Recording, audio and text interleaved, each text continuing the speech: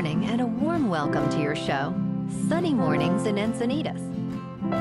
I'm your host, Melissa, and it's Friday, September 19th. You'll be interested to know, 132 years ago, today in 1893, New Zealand became the first self-governing nation to grant women the right to vote in national elections, a landmark of human progress and equality. This inspiring achievement in Wellington, New Zealand, celebrates the power of inclusive democracy, and it paved the way for women's suffrage movements around the world, a shining moment of social advancement. So now you know. And now, it's time for the Surf Report. Friday in Encinitas. This morning it's looking clean with waves around 2 to 3 feet. Conditions stay fair until around noon when they become choppy as the wind picks up to 8 miles per hour. Expect the wind to remain onshore and increase throughout the day, reaching 10 miles per hour by mid-afternoon. Best time to ride is at 7 a.m. with the 3-foot incoming high tide when the south-southwest swell is 2 feet at 13 seconds and the onshore wind is 3 miles per hour. The first high tide on Friday will be 5 feet at 9 a.m., followed by a 1.5-foot low tide at 2:30. The nearshore buoy at Beacons reads 72 degrees for the water temperature. Conditions start fair on Saturday with waves around 2 to 3 feet and light offshore winds.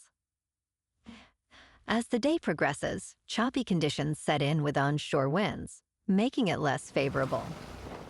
Sunday sees a steady increase in swell, offering cleaner faces and 2-plus-foot waves, especially in the morning. Monday returns to fair conditions with similar sizes, but begins to fade later in the day. This morning, it's partly sunny, and it feels like 73 degrees, with 5-mile-per-hour wind. The sunset will take place at 6:51, and it will rise again tomorrow at 6:37. It looks like we're in for some mostly sunny skies today, with a high near 72 and a light northwest breeze. Tonight, expect patchy fog after 11 p.m. with mostly cloudy conditions, a low around 68, and light winds. Looking ahead in the weather. Saturday starts with patchy fog before 11 a.m., then becomes partly sunny with a high near 71 and a northwest breeze of 5 to 10 miles per hour. Saturday night into Sunday brings more patchy fog and a chance of rain showers, with lows around 68 and mostly cloudy skies. Bonjour, food enthusiasts. This podcast is brought to you by Versailles Cafe and Pastries in Encinitas. Nestled on El Camino Real South, just north of Encinitas Boulevard, this cafe is a haven for culinary delights. Indulge in their amazing Eggs Benedict or their gluten-free crepes. You can grab a panini for lunch or just breeze on through to get your morning coffee. They are open every day from 8 to 5. So stop on by and don't forget to tell them Sunny Morning sent you. In local news, look up. America's Air Show returns to MCS Miramar from September 26th through 28th, inviting aviation enthusiasts and community members to enjoy high-energy performances by iconic military and civilian aircraft. This exciting event, dubbed America's Air Show, will showcase military tactical demonstrations, pyrotechnics, and aerobatics at Marine Corps Air Station Miramar in San Diego. San Diegans can expect to hear the thrilling roar of the U.S. Navy Blue Angels and witness a demonstration of the U.S. Air Force F-22 Raptor. General admission and parking are free, but all guests ages 18 and older must present valid government-issued identification to enter the base.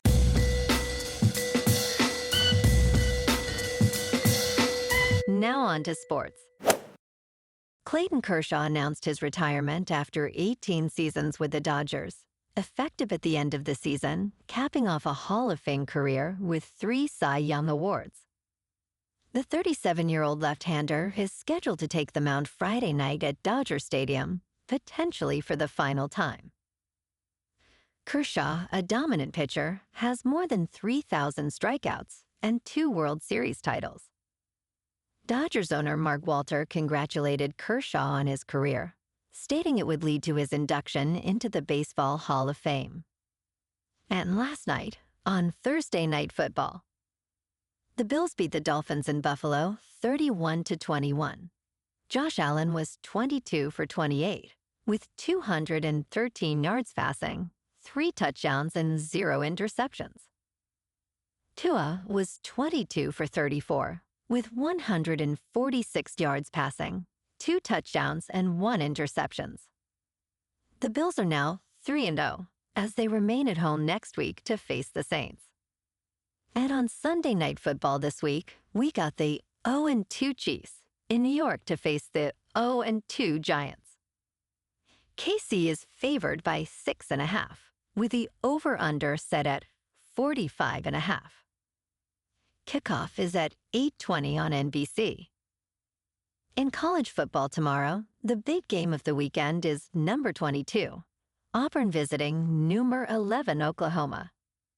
This SAC showdown has these 3-0 teams facing off at 3:30 Eastern on ABC. In local sports, yesterday morning at Citi Field in New York, the Padres lost to the Mets 6-1. Alonso's leadoff homer and Nimmo's 3-run shot helped the Mets gain an early lead, while Vasquez took the loss for the Friars with 4 earned runs in just over 2 innings. The Padres finished with 6 hits, left 4 runners on base, and committed 0 errors. The Padres' record is now 83-70.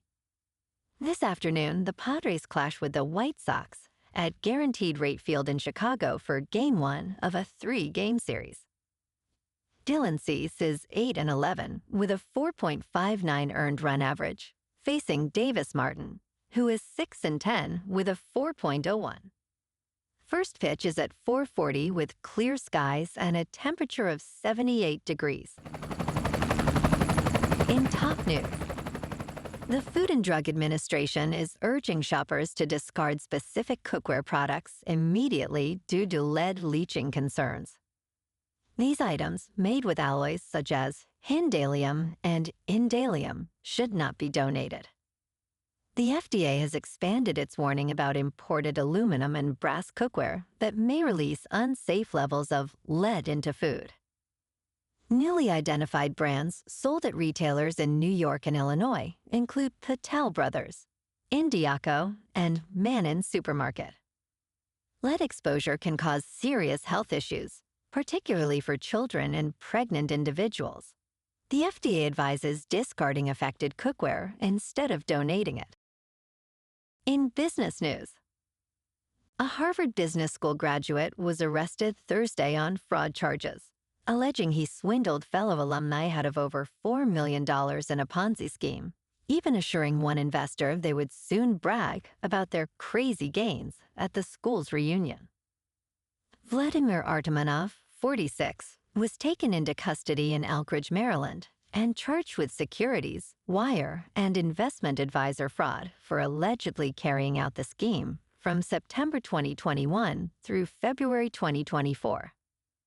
An indictment unsealed in Manhattan federal court said Artamanov promised big returns and little risk to dupe former classmates into investing with him. U.S. Attorney Jay Clayton said Artamanov betrayed investors, including friends and former Ivy League classmates. In crypto movement, Bitcoin is up 2% for the week to about $117,000. Ethereum is down 0.5% to just over 4,600. And XRP is up 0.5% to $3.08. Moving on to a more local vibe. In our community spotlight on health and wellness, we are working with a national Pilates studio to bring you some free classes, so listen up. Check out Club Pilates, with several locations in the San Diego area. Pilates presents a comprehensive wellness approach, cultivating strength, reducing tension, and elevating mental well-being. Scientific research affirms its benefits. So now you can check out Club Pilates for a free class, with locations in Encinitas, Solana Beach, Oceanside, La Jolla, and more. Just be sure to tell them Sunny Morning sent you by. And now, back to the show. Let's talk tech. Big tech's artificial intelligence capital expenditures are soaring, raising concerns that companies may be overbuilding infrastructure before it can be monetized. One expert describes this trend as a risky gamble. Oracle Corporation's reported $300 billion deal with OpenAI is being scrutinized as a sign of robust spending or an overreach in the artificial intelligence sector. Professor Benjamin Lee warns that this overinvestment may lead to long-term challenges if demand for AI workloads diminishes. Despite this, the demand for data centers is currently booming, with industry leaders expressing confidence in future utilization. And in entertainment news, the new sequel, Spinal Tap 2, The End Continues, comes at a time when musicians rarely reveal their unvarnished lives on film. Rob Reiner, the director, reflects on how the original This Is Spinal Tap rankled some bands upon its release in 1984. Tyler Wilson notes that the mockumentary taught artists to avoid hubris, a central theme in the film. The sequel aims to capture the reality of being a rock star, showcasing the struggles of aging band members. While music documentaries increase in number, they tend to favor mythology over truth-telling, according to producer Aaron Sachs. Well, alrighty, folks, it's time for the quote of the day. And today, our quote comes from the American author and women's rights activist, Margaret Fuller. And she said, "If you have knowledge, let others light their candles in it." And that's a wrap for this morning. You can check out our Instagram, YouTube, and TikTok for some captivating aerial videos with local news and the surf reports. Have an amazing day, my good friends. We'll see you tomorrow with another episode of Sunny Mornings in Encinitas.